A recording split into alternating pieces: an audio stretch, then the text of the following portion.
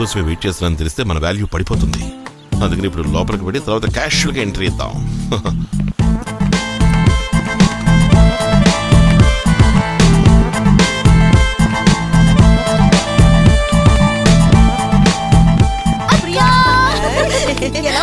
బాగున్నాను అత్తయ్య, ఆంటీ ఆశీర్వదించండి.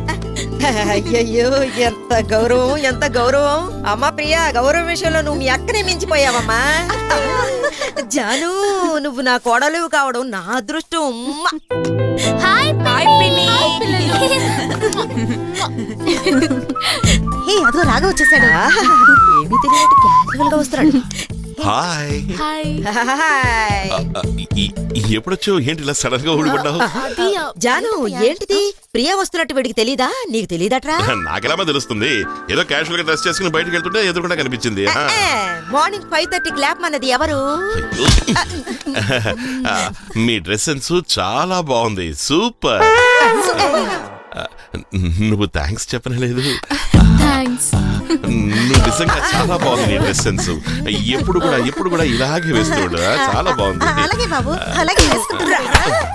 హే ప్రియా, వయసుకొచ్చిన పిల్లాడు ఇంట్లో ఉన్నాడని తెలిసి ఇలాగే నా డ్రెస్ చేసుకొని వచ్చేది. కాస్త శుభ్రంగా చీర కట్టుకొని వచ్చుండొచ్చు కదే. అక్క, నేను మీ ఇంటికి వస్తున్నాననే ఇంత ఎక్కువగా డ్రెస్ చేసుకొచ్చాను. యాక్చువల్లీ నేను ఇంత ఎక్కువగా ఎప్పుడు వేసుకున్నది లేదు. కరెక్ట్.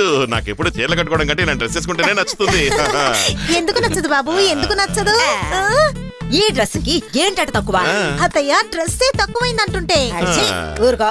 ఈ వయసులో ఇలాంటి డ్రెస్సులు వేసుకోకపోతే ఇంకే వయసులో వేసుకుంటారో? చెప్పావా నువ్వు? నాకెలాగూ ఇలాంటి డ్రెస్ వేసుకునే అదృష్టం కలగలేదు. నా మొగుడు, నీ బాబు వేసుకొనిస్తేగా. అమ్మా, నువ్వు ఇలాంటి డ్రెస్సు? రాఘవా, నేను అలాంటి డ్రెస్ లో ఎలా ఉంటానో ఇమాజిన్ చేసుకో.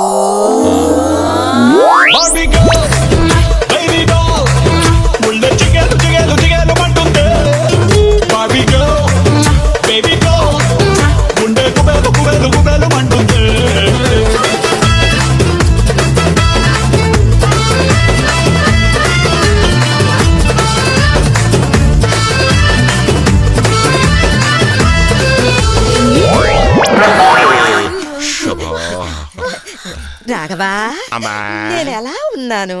మమ్మీ పార్ట్ 2 లా ఉన్నాను.